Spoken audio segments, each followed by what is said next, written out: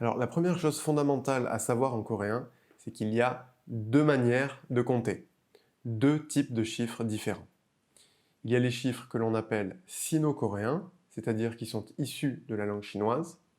À l'oreille d'ailleurs, quand on entend des Chinois, des Coréens ou même des Japonais compter, on retrouve une certaine familiarité dans les sons. Sous certains aspects, pour le coréen et le japonais, la langue chinoise joue un peu le rôle que joue le latin pour, par exemple, le français ou l'italien.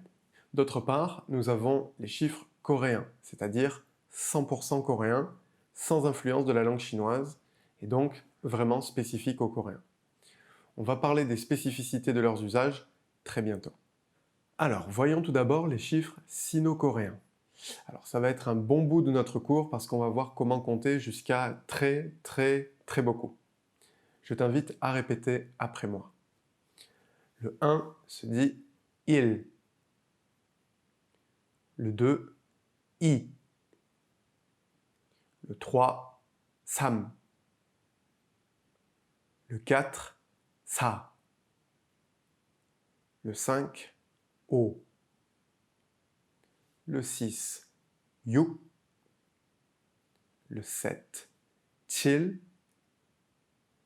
Le 8, pal, qui est le même mot que le mot bras. 9, ku. Et 10, ship. Alors, à partir de 10, on observe une répétition, le nombre des dizaines suivi de celui des unités. 11 se dira donc ship, il, 10, 1. 12, shibi, 13. Shipsam, 14. Shipsa, puis shibo, shimyuk, shipchil, shippal et shipku, 19. Alors, à partir de 20, rien de bien compliqué non plus. 20 étant 2 fois 10, on aura en coréen 2, 10, c'est-à-dire i, ship. 21, par exemple, se dira ishibil, c'est-à-dire 2, 10, 1. 22, ishibi, c'est-à-dire 2, 10, 2.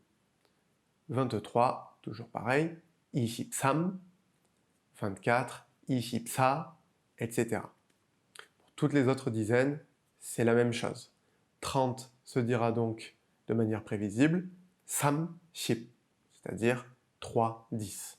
40, saship, 50, oship, 60, yukship, 70, chilship, 80, palship, 90 se dira donc kuship. Quelques exemples.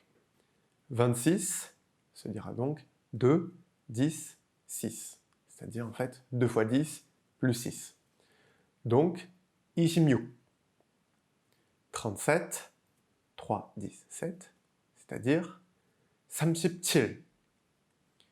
45, 4, 10, 5, 45. 59, 59, 5, 10, 9. 73, 73, 99, 9, 10, 9, c'est-à-dire 99. Bien. Petite comparaison avec le français. Il ne faut pas oublier qu'il y a pas mal d'irrégularités et des règles un peu farfelues en français. Quand le français est notre langue maternelle, on ne se rend souvent pas bien compte de ces choses. Par exemple, de 11 à 16, on a des termes spécifiques, et ça revient entre guillemets à la normale à partir de 17. On dit 60, mais on dit 70, c'est-à-dire 60 plus 10. On dit 80, qui veut en fait dire 4 fois 20.